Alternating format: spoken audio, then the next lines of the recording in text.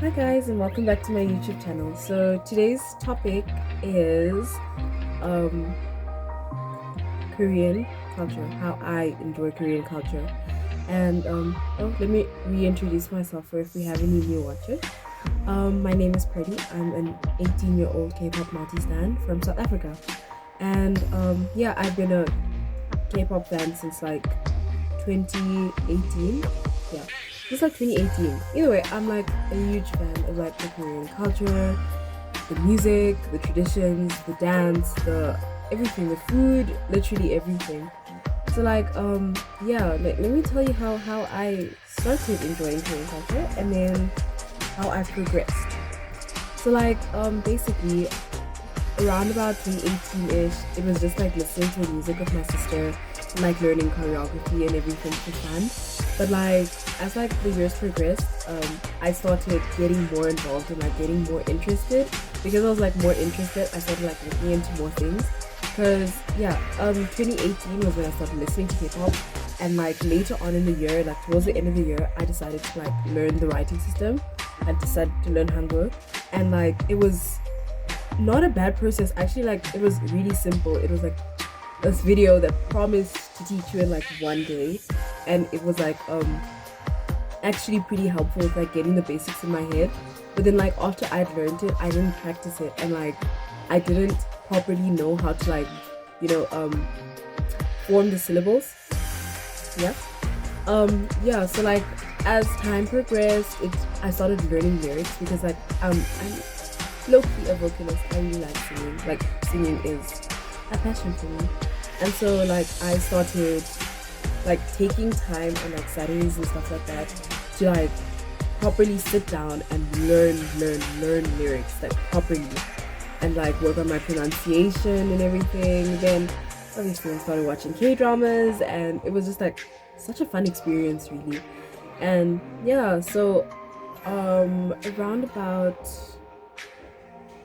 2 years ago, that's when I started getting serious because I started joining like little workshops and stuff like that for like Korean culture as a whole. So like they would like teach us in terms of language, and they'd like teach us in terms of dance, music, like literally everything. And they also it was a workshop that was being run by a church organization, so it was like also spiritually feeding and everything. Um, yeah, and so like that was a really nice experience because like through that program, I got connected with a Korean tutor who I'm still like really close with today, and she was like really amazing because she took a different approach. Because I think like I joined about three of the programs from the same from the same organization, and the first one was like really nice and enjoyable. The second one was also really nice and enjoyable. I think this was like the third one, and like she took a different approach from like the other tutors who we'd been assigned, because she was like, y'all, she didn't spoon feed us. Like she didn't spoon feed us. It wasn't like, oh, do you know how to say hello in Korean? No, you say hello like this. It's 안녕하세요. It wasn't like that. She was like, guys, I'm gonna speak to you in Korean, and our last resort is going to be speaking English. Like I know you guys know stuff. And so like she like took it the extra mile, which is why I started getting better like at writing and everything, because like now I can properly read. I still read like a primary school child, but like I can read better than I did when I started. And also I can like form syllables. I'm still working on writing, but I can like form syllables more easily than I could have and everything, because she used to like make us slides and notes and everything, and they used to be completely in like Hangul. She wouldn't put the romanized version there because yeah, romanization is what made me lazy to like properly learn how to read Hangul. So like yeah, she did that, and she was like really helpful because like I think our course was like 6 months or yeah, something like that, and it was like a really amazing learning experience because like she also like instilled confidence. Like even if we'd make mistakes while speaking, she would like correct us and everything. It was a proper experience. Like I would definitely do it again. It was so good, like amazing really. um yeah, and then I joined because of that program. I joined a Korean speech competition, which was like me challenging myself because I was like, I'm not going to do that because I'm not good enough. And she was like, no, I want all of you to try because you guys, like, you don't believe in yourself. And so, yeah, she signed us all up and I did that, which was a learning experience and like a really nice experience, like build confidence in language, you know, because as you're learning, you need that kind of confidence to keep learning. Yeah, so that's where like that's how I enjoyed my Korean language learning. Like now I've fallen behind a bit on my learning, but like yeah, that's generally how I like studying. Um yeah, yeah. Also, I've resorted to like when I'm learning lyrics though, I try my utmost best not to depend on the romanization, but rather to read the Hangul. And yeah, let's move on to the next category, which is K-food. Okay, so like with K-food, I'm sure you guys know of like the popular Korean market here in South Africa, which is Maki Kokoro. Yeah, so that's generally how I enjoy my Korean food. Like I go to Maki Kokoro and I get like snacks, try out new snacks. Usually I'm a bit of a like I'm a bit skeptical about trying new things, so I always just like get my general favorites. I'll tell you what my general favorites are now. But like, yeah, I get my general favorites usually, and then yeah, sometimes recently, this year I tried to make tteokbokki on my own.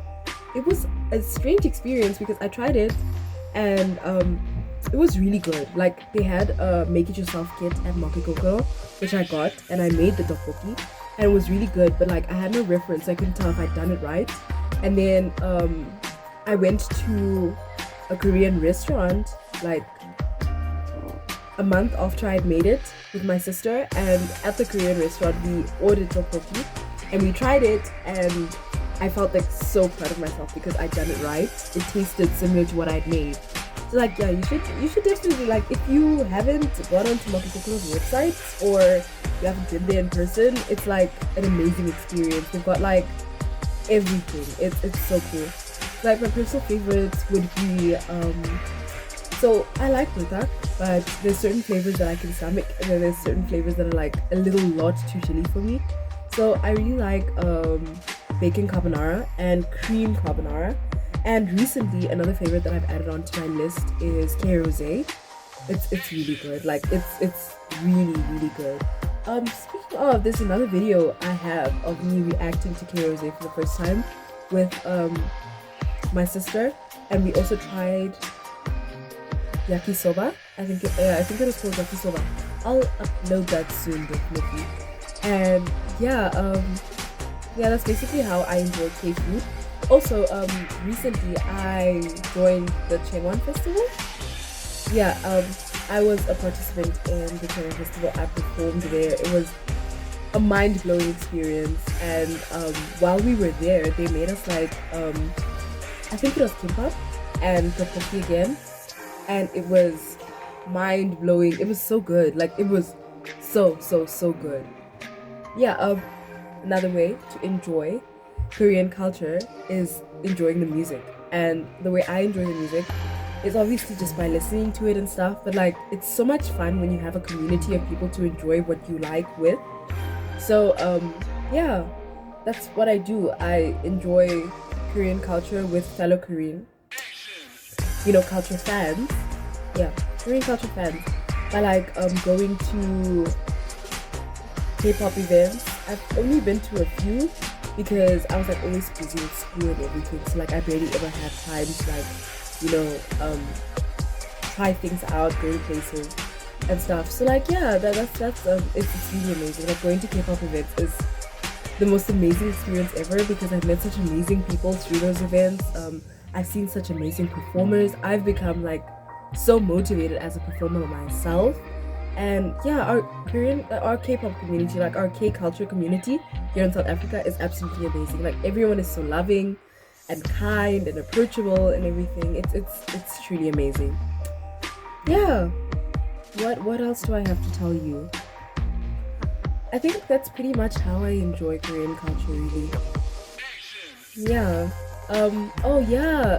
In terms of like culture, like tradition, I had the opportunity to go to I've been to the Korean Culture Center like a couple of times, but recently I went with my mother and my sister, because I wanted like my sister and I wanted to share like the culture with my mother and show her like how it works and everything. It was an absolutely amazing experience. It was so good. Like it was so cool like being there with family.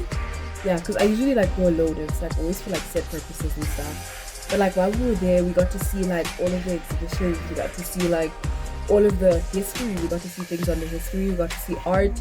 We got to see the knot ties, and yeah, like it was, yeah, it was phenomenal. We even got to try on hanbok, which is really cool.